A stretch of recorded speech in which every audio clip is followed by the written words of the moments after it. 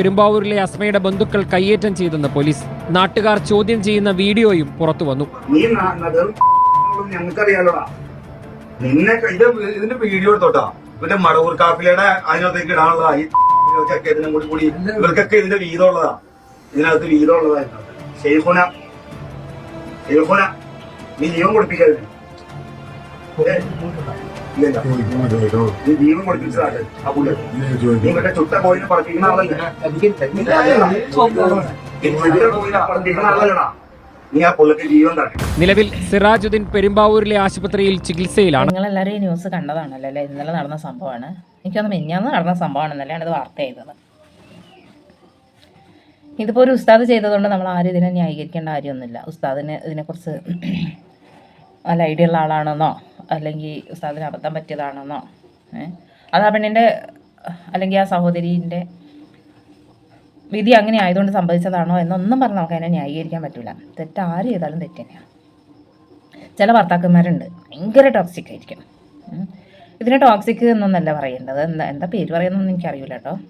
അത് ഉസ്താദ് ആയതുകൊണ്ടൊന്നല്ല, ചില എല്ലാവരുടെ ഇടയിലുണ്ട്. സാധാരണക്കാരായിട്ടുള്ള ആൾക്കാരുടെ ഇടയിലുണ്ട്, മുസ്ലിംസിൻ്റെ ഇടയിലുണ്ട്, ക്രിസ്ത്യൻസിൻ്റെ ഇടയിലുണ്ടാവും. അത് ഈ ഒരു എന്താ പറയുക ഹോസ്പിറ്റലിൽ കൊണ്ടുവന്ന കേസിൽ മാത്രമൊന്നല്ല, പലരും പല രീതിയിലായിരിക്കും പ്രകടിപ്പിക്കുക. ചിലർ ഹോസ്പിറ്റലിൽ കൊണ്ടുപോകും, വേറെ പല കാര്യങ്ങളിലും അവർക്ക് എന്താ ഉണ്ടാവും, വേറെ പല അജണ്ടകളും ഉണ്ടാവും. സ്ത്രീകളെങ്ങനെ അടിമയാക്കി കാലിലൊരു ചങ്ങല ഇട്ടിട്ട് അവരുടെ ആവശ്യത്തിന് വേണ്ടി മാത്രം ചലിപ്പിക്കുന്നവർ യന്ത്രമായിട്ട് കൊണ്ടുകൊടുക്കാൻ വേണ്ടിയിട്ട് ചിലരുണ്ട്. അപ്പം അതിൻ്റെ ഒരു ആഫ്റ്റർ എഫക്റ്റാണ് ഇവിടെ ഉണ്ടായിരിക്കുന്നത്. സമൂഹത്തിനെ ഉദ്ധരിക്കാനും നാട് നന്നാക്കാനും ഉപദേശിക്കാനും ഒക്കെ എല്ലാവർക്കും ഭയങ്കര മിടുക്കായിരിക്കും. അത് സ്വന്തം കുടുംബത്തിൽ പ്രാവർത്തിക, സ്വന്തം വ്യക്തി ജീവിതത്തിൽ പ്രാവർത്തികമാക്കുക എന്നുള്ളതാണ് ഏറ്റവും പ്രധാനമായിട്ടുള്ള കാര്യം. ഇദ്ദേഹം ഒരു ഉസ്താദ് ആയതുകൊണ്ട് ഇയാൾ ചെയ്യുന്നതെല്ലാം ശരിയാണ്. കണ്ടില്ല നാട്ടുകാർ വളഞ്ഞിട്ടിട്ട് ചോദ്യം ചെയ്താൽ മാത്രം പോരാ, നന്നായിട്ട് മേലുവേദനയാക്കുകയും ചെയ്യണം. ഉസ്താദിനെന്താ മേലുവേദനയാക്കിയാലാവൂലേ? ഉസ്താദായതുകൊണ്ടൊന്നും ഒരു കാര്യമില്ല. ആദ്യം ബേസിക് ആയിട്ട് വേണ്ടത് നമ്മൾ മനുഷ്യനാവുക എന്നുള്ളതാണ്. അത് കഴിഞ്ഞിട്ട് മതി ഉസ്താദാവൽ. ഉസ്താദൊന്നും ആയിട്ടില്ലെങ്കിൽ ഒരു മനുഷ്യനായിട്ട് ജീവിക്കാൻ പറ്റുക, മറ്റുള്ളവരുടെ വേദന നമ്മളുടെയും കൂടെ വേദനയായിട്ട് മനസ്സിലാക്കുക, നമ്മളെ കൊണ്ട് നമ്മളുടെ ഇല്ലായ്മയിൽ നിന്നുകൊണ്ട് പോലും മറ്റുള്ളവരെ സഹായിക്കാൻ നമ്മൾക്ക് പറ്റുക. ഇതൊക്കെ ചെയ്യുമ്പോഴാണ് ഒരാൾ മനുഷ്യനാകുന്നത്. പിന്നെ എന്നിട്ട് ഇയാളുടെ പേരിൽ കേസ് എടുത്തിട്ടില്ല. ഇയാളെന്താ ചികിത്സയിലാണ്, പിന്നെ ഇയാളെന്തിനാ ഹോസ്പിറ്റലിൽ പോയത്? ഇയാൾക്ക് മാത്രം അതൊന്നും അറിയില്ലേ? എല്ലാത്തിനും എന്തുണ്ട്, അതിൻ്റേതായിട്ടുള്ളൊരു രീതിയുണ്ട്. ഈ പറയുന്ന വിശ്വാസവും അതിനനുസരിച്ചുള്ള എന്താ പറയുക ചികിത്സാ രീതികളൊക്കെ ഇല്ലേ, അതൊന്നും വേണ്ട എന്നൊന്നും ആരും പറയുന്നില്ല. അതിൻ്റെ കൂട്ടത്തിൽ താൻ പാതി ദൈവം പാതി എന്ന് പറയുന്നത് ഈ ആധുനിക ചികിത്സാ സംവിധാനങ്ങൾ നമ്മുടെ മുന്നിലുണ്ടാകുമ്പോൾ ഇത് ഉപയോഗപ്പെടുത്തുക തന്നെ ചെയ്യണം. എന്നിട്ടും നമുക്ക് കിട്ടിയിട്ടില്ലെങ്കിൽ ബാക്കിയൊക്കെ വിധിയാണ് എന്ന് വിചാരിക്കലാണെന്ന് ഓർത്തില്ല. കാരണം ഈ ജീവനും വേറുള്ള കാര്യങ്ങളൊന്നും നമ്മളെ കൈ കിടക്കുന്നതല്ല, അതൊക്കെ പടച്ചവൻ്റെ അടുത്ത് തന്നെയുള്ള.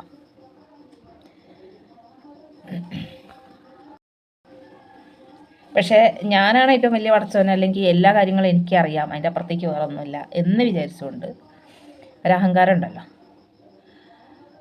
അല്ലെങ്കിൽ അത്ര മതി. ചിലരുടെ ഒരു ചിന്താഗതി ഇങ്ങനെയാണ്. പ്രസവം എന്ന് പറയുന്നത് അത്ര വലിയ സംഭവം ഒന്നല്ല. ഈ പെണ്ണുങ്ങൾ ഇങ്ങനെ പൊക്കി പിടിച്ചുകൊണ്ട് നടക്കണ പോലെ പ്രസവം എന്ന് പറയുന്നത് അത്ര വലിയ സംഭവം ഒന്നല്ല, പ്രയാസമുള്ള കാര്യമൊന്നുമല്ല. ഇപ്പോൾ ഇവള് 4 പ്രസവിച്ചില്ലേ, എന്തേലും കുഴപ്പമുണ്ടായോ? അയാളുടെ ഭാര്യനെക്കുറിച്ച് ആദ്യത്തെ 2 പ്രസവം ഹോസ്പിറ്റലിൽ നടന്നു, എക്സ്പീരിയൻസ് ആയി. ഇനിയിപ്പോൾ ഉള്ള ബാക്കിയുള്ളത് വീട്ടിൽ നടന്നാൽ എന്താ, പിന്നെ 2 വീട്ടിൽ വെച്ച് നടന്നു, അപ്പം കുറച്ചും കൂടെ എക്സ്പീരിയൻസ് ആയി. പിന്നെ മരുന്നും വേണ്ട, മന്ത്രവും വേണ്ട, വേറൊന്നും വേണ്ട. അതൊക്കെ എന്താണെന്നറിയോ, കുറേ ആത്മീയ വിദ്യാഭ്യാസം ഉണ്ടായി അല്ലെങ്കിൽ പണ്ഡിതനാണെന്ന് പറഞ്ഞതുകൊണ്ട് കാര്യമില്ല. വകതിരിവ് അല്ലെങ്കിൽ വിവരം എന്ന് പറഞ്ഞ കുറേ സാധനങ്ങളൊക്കെ ഉണ്ടാവാറുണ്ട്. അതില്ലാത്തതിൻ്റെ പേരിലാണ്. കാരണം എന്താണെന്ന് വെച്ചാൽ ഈ ആർക്കായാലും 20 വയസ്സിൻ്റെ 25 വയസ്സിൻ്റെ ആരോഗ്യം 30 വയസ്സിലും 35 വയസ്സിലും ഉണ്ടാവില്ല. ഈ 30ൻ്റെ 35ൻ്റെ ആരോഗ്യം 40ലും 45ലും ഉണ്ടാവില്ല. അതങ്ങനെ പോകുന്നതിനനുസരിച്ച് ജീവനുണ്ടെങ്കിലും എഴുന്നേറ്റ് നടക്കുന്നുണ്ടെങ്കിലും ചിലപ്പോൾ ഓടിച്ചാടി നടക്കുന്നുണ്ടെങ്കിലും മറ്റുള്ളവരുടെ മുന്നിൽ അങ്ങനെയൊക്കെ ആണെങ്കിലും കൂടിയിട്ട് ഓരോരുത്തർക്കും അറിയാം അവനവൻ്റെ ശാരീരിക ബുദ്ധിമുട്ട്. എനിക്ക് 38 വയസ്സായിട്ടുള്ളൂ, എനിക്ക് എന്തെല്ലാം ആരോഗ്യ പ്രശ്നങ്ങളുണ്ട് എന്നും പണ്ട് ഞാൻ ചെയ്തിരുന്ന എന്തെല്ലാം കാര്യങ്ങൾ ഇപ്പം എന്നെ കൊണ്ട് ചെയ്യാൻ പറ്റുന്നില്ല എന്നുള്ളത് എനിക്ക് വ്യക്തമായിട്ട് അറിയാം. അത് തിരിച്ചറിയാൻ മറ്റുള്ളവർക്ക് പറ്റണം. പ്രത്യേകിച്ച് ഗർഭിണിയൊക്കെ ആവുന്ന സമയത്ത് പ്രസവം എന്ന് പറയുന്ന പ്രക്രിയയൊക്കെ സെയിം തന്നെയാണെങ്കിലും അത് ഓരോരുത്തരുടെയും ആരോഗ്യസ്ഥിതിയും പ്രായവും പിന്നെ അതേപോലെ വേറെ എന്തെങ്കിലും അസുഖങ്ങളൊക്കെ ശാരീരികമായിട്ടുള്ള അവസ്ഥയും പലതും ഇതിനെ എന്താക്കും, പല രീതിയിൽ ബാധിക്കും. പ്രഷർ ബാധിക്കും, ഷുഗർ ബാധിക്കും, ഹൈറ്റ്, വെയ്റ്റ്, പിന്നെ ഏജ്, അല്ലാതെ എന്താ പറയുക, മുന്നത്തെ ഡെലിവറി ഹിസ്റ്ററികൾ, മുന്നേ നോർമൽ ഡെലിവറി ആയിരുന്നോ സിസേറിയൻ ആയിരുന്നോ, നോർമൽ ഡെലിവറി ആയിരുന്നെങ്കിലും കൂട്ടിയിട്ട് പ്രസവ സമയത്ത് എന്തെങ്കിലുമൊക്കെ ബുദ്ധിമുട്ടുണ്ടായിരുന്നോ, പിന്നെ അതേപോലെ നമുക്ക് എന്താ പറയുക പാരമ്പര്യമായിട്ട് എന്തെങ്കിലും രോഗങ്ങളുള്ള ആൾക്കാരാണോ, അപസ്മാരം വരാൻ സാധ്യതയുണ്ടാകും. പല ഘടകങ്ങളും ഈ ഡെലിവറിനെ എഫക്റ്റ് ചെയ്യുന്ന ഒരു സാധനം തന്നെയാണ്. എല്ലാം ഇത് ഈ ഡെലിവറി സമയത്ത് എന്താവും, ഈ ഡെലിവറി എന്ന് പറയുന്ന ഈ ഒരു പ്രോസസ്സിനെ ബാധിക്കാൻ അല്ലെങ്കിൽ ആ സമയത്ത് പല കോംപ്ലിക്കേഷൻസ് ഉണ്ടാവാൻ സാധ്യതയുള്ളൊരു സംഗതിയാണ് ഡെലിവറി. അതുകൊണ്ടാണ് ഹോസ്പിറ്റലിലേക്ക് അതിൻ്റെ മുന്നേ കൂട്ടിയ ഡേറ്റൊക്കെ കണ്ടുപിടിച്ച് ആ ഡേറ്റിൻ്റെ 1-2 ദിവസം മുന്നേ ഹോസ്പിറ്റലിൽ അഡ്മിറ്റ് ആവാൻ വേണ്ടിയിട്ട് ഡോക്ടർമാർ പറയുന്നത്. 1-2 ദിവസം മുന്നേ കൊണ്ടുപോയിട്ടില്ലെങ്കിൽ പെയിൻ, ഡെലിവറി സമയത്ത് വരുന്ന ഈ ഒരു പെയിൻ ഉണ്ടാകുന്ന സമയത്തെങ്കിലും ഇതിനൊന്ന് ഹോസ്പിറ്റലിൽ കൊണ്ടുപോയിക്കൂടെ? അവരുടേതായിട്ടുള്ള ചികിത്സയും കാര്യങ്ങളൊക്കെ ഡെലിവറി എന്താ പറയുക സ്മൂത്തായിട്ട് നടക്കാൻ വേണ്ടിയിട്ട്, അതല്ലെങ്കിൽ എന്താ പറയുക സുഖപ്രസവം ഉണ്ടാവാൻ വേണ്ടിയിട്ട്, പിന്നെ ഒക്കെ എന്താ പേര് പറയുന്നുണ്ടല്ലോ, ആ പേരൊക്കെ ഞാൻ പറഞ്ഞു. ഈ പ്രസവം ആവാൻ വേണ്ടിയിട്ട് അവർക്ക് അവരുടെ വിശ്വാസപ്രകാരം അവർ ചൊല്ലുന്ന ദിക്റുകളും മന്ത്രങ്ങളും ഖുർആൻ ആയത്തും കാര്യങ്ങളൊക്കെ ഈ ഹോസ്പിറ്റലിൽ വെച്ചിട്ടും ചെയ്യാം. എന്നാൽ പോലും ഒരു കരുതൽ എന്നുള്ള നിലയ്ക്ക് ഹോസ്പിറ്റലിൽ കൊണ്ടുപോയിക്കൂടെ? അപ്പം എനിക്കിതിൽ കുറച്ചും കൂടെ ഒരു ഇതായിട്ട് പറയാൻ വേണ്ടിയിട്ട് പറ്റും. എന്താണെന്ന് വെച്ചാൽ, ഞാൻ എൻ്റെ 23-ാമത്തെ വയസ്സിലും പ്രസവിച്ചിട്ടുണ്ട്, 35-ാമത്തെ വയസ്സിലും പ്രസവിച്ചിട്ടുണ്ട്. എനിക്ക് 3 കുട്ടികളാണ്. അപ്പോൾ ഈ 2 ഏജ് ഡിഫറൻസിലും ഈ പ്രസവത്തിൻ്റെ സമയത്ത് എനിക്ക് സംഭവിച്ചിട്ടുണ്ടായിട്ടുള്ള പ്രയാസങ്ങൾ അനുഭവിച്ചറിഞ്ഞ ആൾ തന്നെയാണ് ഞാൻ. അതുകൊണ്ടാണ് ഞാൻ ഇതിനെക്കുറിച്ച് ഇത്രയും എന്താ പറയുക കോൺഫിഡൻ്റ് ആയിട്ട് പറയുന്നത്. കാരണം ആദ്യത്തെ 23-ാമത്തെ വയസ്സിൽ ഞാൻ മൂത്ത മോളെ പ്രസവിക്കുന്ന സമയത്ത് എനിക്ക് പ്രത്യേകിച്ച് ഒരു ബുദ്ധിമുട്ടും ഉണ്ടായിട്ടില്ല. പെയിൻ ഓക്കെ, അത് ഓൾറെഡി എന്തായാലും ഉണ്ടാവും.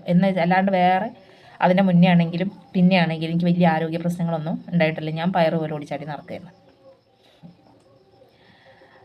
പക്ഷേ ഇപ്പം 35-ാമത്തെ വയസ്സിൽ 3-ാമത്തെ പ്രസവം കഴിഞ്ഞതിന് ശേഷം എന്ന് പറഞ്ഞാൽ, പ്രഗ്നൻ്റ് ആയിരുന്ന സമയത്ത് പോലും എനിക്ക് എഴുന്നേറ്റ് വെറുതെ നടക്കാൻ വരെ എനിക്ക് പറ്റില്ലായിരുന്നു. ഭയങ്കര പ്രയാസമായിരുന്നു. ഇപ്പോഴും അങ്ങനെയൊക്കെ തന്നെയാണ്. കാരണം ഓരോ വർഷം കഴിയുന്നതിനനുസരിച്ച് നമുക്ക് പ്രായം കൂടുകയും ആരോഗ്യം കുറഞ്ഞു വരികയും ചെയ്യാം. അതിലേക്ക് പിന്നെ നമ്മുടെ ലൈഫ് സ്റ്റൈൽ ആ രീതിയിലൊക്കെ ആയിരിക്കണം. ലൈഫ് സ്റ്റൈല്, എന്താ പറയുക ഭക്ഷണ രീതി, അങ്ങനെ കുറേ കാര്യങ്ങൾ, അതൊക്കെ നമ്മൾ ആ രീതിയിലൊക്കെ ഫോളോ ചെയ്യുകയാണെങ്കിൽ എന്താവും, ചിലപ്പോൾ നമുക്ക് ഇത്രയും കാര്യങ്ങളിലൊക്കെ ഇപ്പോൾ 50-ാമത്തെ വയസ്സിൽ 60-ാമത്തെ വയസ്സിലും പ്രസവിക്കുന്ന ആൾക്കാരുണ്ട്, ഇല്ല എന്നല്ല. എന്നാൽ പോലും സാധാരണ ഒരു ലൈഫ് സ്റ്റൈൽ ഒക്കെ ഫോളോ ചെയ്ത് വരുന്ന ആൾക്കാർക്കൊക്കെ ഈ ഏജ് കൂടുന്നതിനനുസരിച്ച് പ്രത്യേകിച്ച് ലേഡീസിന് ഈ ഡെലിവറി പോലുള്ള കാര്യങ്ങളൊക്കെ ഭയങ്കര കോംപ്ലിക്കേറ്റഡ് ആയിരിക്കും. അതാ ഞാൻ പറഞ്ഞത്, ഈ ഉസ്താദിന് കുറേ എന്താ പറയുക വിവരം ഉണ്ടായിട്ടോ അല്ലെങ്കിൽ കുറേ പഠിച്ച് പണ്ഡിതനായിട്ടൊന്നും കാര്യമൊന്നുമില്ല. ഇങ്ങനെയുള്ള കാര്യങ്ങളിലും കൂടെ എന്താക്കണം, അയാൾക്ക് വകതിരിവുണ്ടാവേണ്ടിയിരുന്നു. അപ്പോൾ കഴിഞ്ഞു. ആ പാവം പെണ്ണിൻ്റെ ജീവൻ നഷ്ടപ്പെട്ടു. ഞാൻ കുട്ടീനെങ്കിലും എങ്ങനെയെങ്കിലും വളർത്തിക്കൊണ്ടുവരാൻ നോക്കുക. ഇനി മുന്നോട്ട് ഇതേപോലെയുള്ള അന്തക്കേടും വിവരക്കേടൊന്നും ആരും കാണിക്കാണ്ടിരിക്കുക. പ്രത്യേകിച്ച് ഉസ്താക്കന്മാരൊക്കെ കാണിച്ചു കഴിഞ്ഞാൽ നമ്മളൊരു സമുദായം മുഴുവനും പ്രതികളാവും. അത് 6-ാം നൂറ്റാണ്ടിലെ ആൾക്കാരാണ്, അവർക്ക് വിവരമില്ലാത്തതാണ്, അവരല്ലേലും അങ്ങനെ തന്നെയാണ് എന്ന് പറഞ്ഞ് നമ്മളെ കളിയാക്കാനും കൊട്ടാനും ഇഷ്ടം പോലെ ആൾക്കാർ വടിയും കൊണ്ടിരിക്കുന്ന സമയത്താണ് അവരുടെ ഇടയിലേക്ക് ഇങ്ങനെയുള്ള ഓരോ കാര്യങ്ങളും കൂടി ഇട്ട് കൊടുക്കുന്നത്. അതുകൊണ്ട് ദയവ് ചെയ്ത് ഉസ്താദായാലും വേണ്ടിയില്ല, പള്ളിയിലെ ആയാലും വേണ്ടിയില്ല, പൂജാരി ആയാലും വേണ്ടിയില്ല, സാധാരണക്കാരായാലും വേണ്ടിയില്ല, ഇങ്ങനെയുള്ള കാര്യങ്ങളിലൊന്നും ഉണ്ടാക്കരുത്. ഞാൻ എന്തോ വലിയ സംഭവമാണ്, ഞാൻ പറയുന്നതിൻ്റെ അപ്പുറത്തേക്ക് ഒന്നുമില്ല എന്ന് പറഞ്ഞിട്ട് സ്ത്രീകളുടെ ജീവിതം ബലിയാടാക്കാണ്ടിരിക്കുക. നിങ്ങളെ സ്വന്തം കാര്യത്തിൽ വേണമെങ്കിൽ പരീക്ഷിച്ചാൽ പോയാൽ നിങ്ങൾക്കല്ലേ പോവുള്ളൂ. സ്ത്രീകളുടെ ജീവിതം നിങ്ങൾക്ക് ഉണ്ടാക്കാനുള്ളതല്ല, പരീക്ഷണത്തിനുള്ളതല്ല, പന്താടാനുള്ളതല്ല. അപ്പോൾ നിങ്ങളുടെ അഭിപ്രായങ്ങളൊക്കെ ഇതിനകത്ത് കമൻറ്റ് ചെയ്യാം. എനിക്ക് വ്യക്തിപരമായിട്ട് തോന്നിയ കാര്യങ്ങളാണ് ഞാൻ പറഞ്ഞത്. ഇതിനകത്ത് എനിക്ക് ഒരു കാര്യത്തിനെക്കുറിച്ച് ആധികാരികമായിട്ട് വലിയ ഫിലോസഫി എന്ന് പറയാൻ അറിയുന്ന ആളൊന്നുമല്ല ഞാൻ. എനിക്ക് പറയാൻ തോന്നിയ കാര്യങ്ങൾ, എനിക്കറിയാവുന്ന കാര്യങ്ങൾ, എൻ്റെ അനുഭവത്തിലുള്ള കാര്യങ്ങൾ മാത്രമാണ് ഞാൻ പറഞ്ഞിരിക്കുന്നത്. ഇതിൻ്റെ മുഴുവൻ ഉത്തരവാദിത്വം ഞാൻ മാത്രമായിരിക്കും, വേറെ ആരുമല്ല. അപ്പം വേറെ എന്താ പറയുക, എല്ലാവർക്കും തേട്ടം.